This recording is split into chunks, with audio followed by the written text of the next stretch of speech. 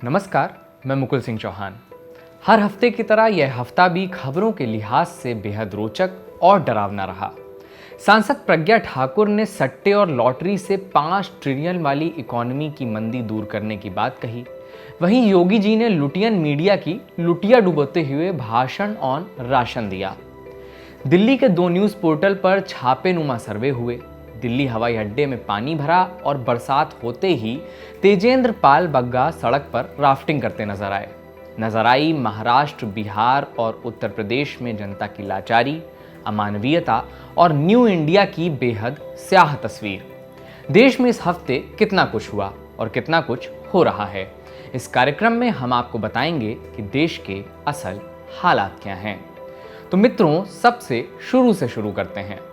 भाजपा सांसद प्रज्ञा ठाकुर, या यूं कहें कि साध्वी प्रज्ञा ठाकुर ने 5 ट्रिलियन इकोनॉमी के एकदम बस करीब पहुंच चुके महान लोकतांत्रिक भारत के नागरिक की कोरोना काल में आर्थिक समस्याओं को देखते हुए लॉटरी और सट्टे को जायज ठहरा दिया और बोला कि शिवराज सरकार कर रही है तो ठीक ही होगा। दरअसल मध्य प्रदेश सरकार ने 23 अगस्त को गजट नोटिफिकेशन जारी किया था, जिसमें सट्टा और लॉटरी की अनुमति दी गई है। लगे हाथ प्रज्ञा जी का बयान सुन लीजिए। अभी कोरोना के समय में जिस प्रकार से आर्थिक स्थिति डगमगाई है, उसका रूप दूषित नहीं करना चाहिए, परंतु लॉटरी कई प्रकार की यहाँ चलती हैं। लॉटरी का नाम एक दे दिया है, परंतु कई प्रकार की लॉटरी होती है। उसमें अच्छा जो हो, जिसमें समाज को लाभ हो, धनोपार्जन हो और समाज अच्छे से अपना जीवन यापन कर सके, समाज की सेवा हो सके, ऐसा कार्य अवश्य करें।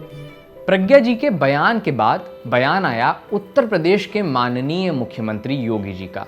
योगी जी ने लुटियन जोन की मीडिया की लुटिया डुबो दी। कहा कि भारत, भारतीयता और योगी जी के बारे में उनके मन में अच्छे विचार नहीं हैं। योगी जी बोल रहे हैं, आप खुद सुनिए।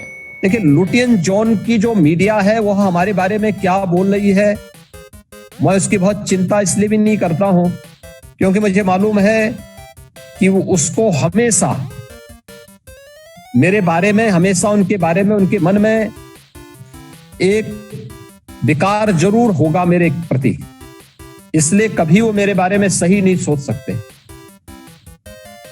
भारत और भारतीयता के बारे में उनके मन में अच्छे विचार नहीं है, अच्छी सोच नहीं है। स्वाभाविक रूप से मैं उसकी चिंता क्यों करूं?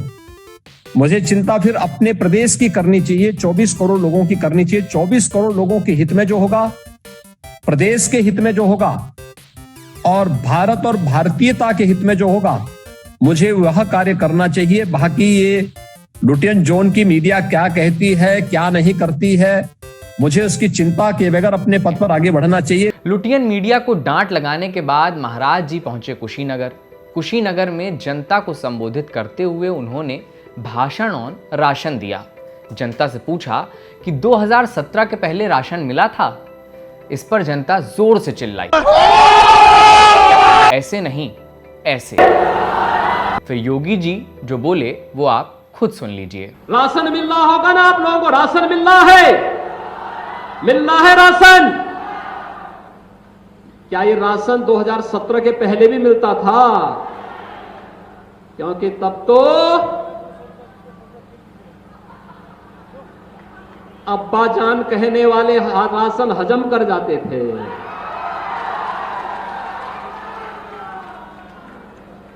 तब कुशीनगर का राशन नेपाल पहुंच जाता था, बांग्लादेश पहुंच जाता था। और आज कोई इन गरीबों का राशन निकलेगा तो राशन तो नहीं निकल पाएगा, लेकिन जेल जरूर चला जाएगा। इतने बयानों के बाद बयान ब्रेक लेते हुए दिल्ली का रुख करते हैं। पिछले हफ्ते के हालात क्या हैं में हमने आपको दिल्ली में हुई थोड़ी बारिश की ज्यादा सफलता से रूबरू करवाया था, लेकिन इस हफ्ते बारिश थोड़ी ज्यादा हुई तो सफलता भी ज्यादा मिली है। इतनी कि हवाई जहाज का पायलट कंफ्यूज हो जाए कि प्लेन हवा में चलाया जाए या पानी में। यह सारे दृश्य आपकी अपनी दिल्ली के हैं। दिल्ली में इतनी बरसात हुई तो बरसाती नेता बाहर आ गए और फिर उन्होंने खूब उछल कूद मचाई। बीजेपी युवा मोर्चा के राष्ट्रीय सचिव तेजेंद्र पाल बग्गा तो दिल्ली की सड़क पर राफ्टिंग करते नजर आए।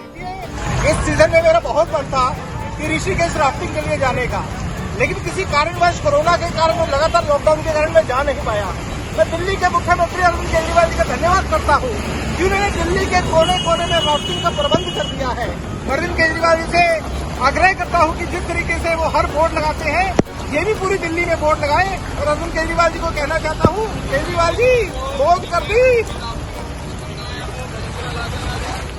बयान ब्रेक के बाद एक और बयान पेश है।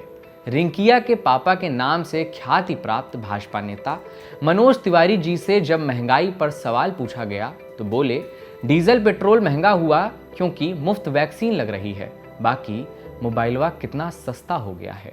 हम लोग एक विशेष समय में, विशेष संकट के समय में से गुजर रहे हैं। आप देखिए, आपके घर में भी लोगों को वैक्सीन लगा हो, किसी को पैसा नहीं देना पड़ा होगा। एक वैक्सीन का डोज 550 रुपए का सरकार को पड़ रहा है। तो एक परिवार में अगर सोचिए 5 आदमी होगा तो वो 3000 रुपया सरकार ने दिया। अब सरकार भी करती है तो कहीं ना कहीं से तो जुगाड़ करके ही करेगी। तो ये देश महान है, वो समझता है इस समय प्राण बचाना जरूरी है। और जो नरेंद्र मोदी जी ने देश भर किया, सोचिए अभी जब वहां से बात कर रहा हूँ 71 करोड़ लोगों को वैक्सीन लग गया मेरे भैया। और हम दिसंबर तक इस देश के हर व्यक्ति को हम वैक्सीन लगा देंगे। अब इसके लिए जो थोड़ा बहुत कहीं न कहीं से पैसा इकट्ठा करना पड़ता है, वो उसका डीजल पेट्रोल में आपको दिखता होगा, बाकी तो ये मोबाइल कितना सस्ता होगा। नेता नगरी के बाद थोड़ी खेती किसानी की बातें कर ली जाएं। किसानों ने इस हफ्ते करनाल मिनी सचिवालय पर प्रदर्शन किया।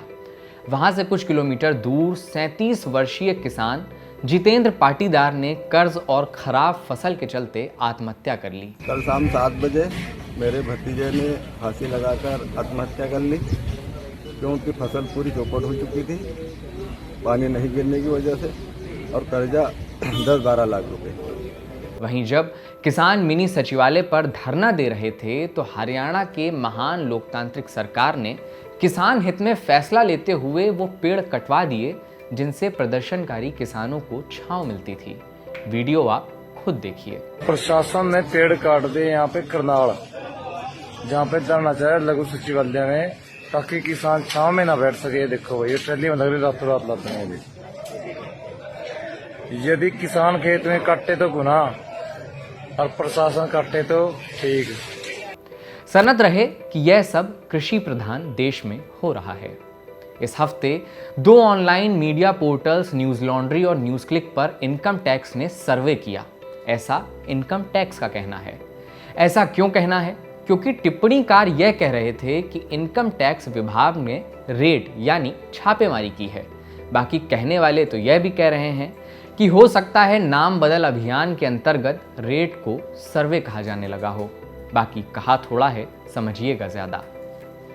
यूपी के फिरोजाबाद में अनजान बुखार का कहर जारी है। मौत के आंकड़ों में रोज बढ़त देखने को मिल रही है। बच्चों को गोद में लेकर दौड़ते माँ बाप की लाचारगी कैमरे में कैद है। शाम को दिखाए के लिए सीरप पकड़ा दी, कल दिन में दिखाए के लिए सीरप पकड़ा दी। चेकअप क्यों नहीं करवा रहे? जब बच्चा को 3 दिन से बुखार नहीं उतर रहा तो ठेला देते हैं यहाँ से। कहाँ फायदा होगा? क्या हुआ था? खाने का लैटरी करने जा रहा, खाना लैटरी करके क्या फायदा हो रही है? कोई दिक्कत, कोई आराम नहीं है। आराम नहीं है, छाती में दर्द है, तिर्री बना ला, तू तिर्री क्या करेंगे भाई? जाकर जाएंगे। कैमरे में कुछ और भी कैद हुआ। महाराष्ट्र के नंदुरबार के एक आदिवासी गांव में रहने वाली सिदली बाई ने अपने पति के कंधे पर दम तोड़ दिया। दरअसल न्यू इंडिया की एम्बुलेंस खराब सड़क के कारण सिदली बाई को लेने नहीं जा पाई और उनकी मौत हो गई। सरकार चाहे महाराष्ट्र की हो या बिहार की, जनता के साथ ट्रीटमेंट वही है। सीवान के सदर अस्पताल में लाश 15 घंटे तक पड़ी रहती है और उसके आगे पीछे कुत्ते मंडराते रहते हैं। कोई सुध लेने वाला नहीं है, मगर कहने वाले यही कह रहे हैं कि मेरा देश बदल रहा है, आगे बढ़ रहा है। इस हफ्ते के लिए इतना ही। अगले हफ्ते फिर होगी आपसे मुलाकात। हालात क्या हैं एक व्यंग्य कार्यक्रम है जो सत्य घटनाओं पर आधारित है। भावनाओं को आहत करना इस कार्यक्रम का उद्देश्य कतई नहीं है। कार्यक्रम आपको कैसा लगा यह हमें ज़रूर बताएं। कार्यक्रम को देखने के लिए बहुत बहुत शुक्रिया।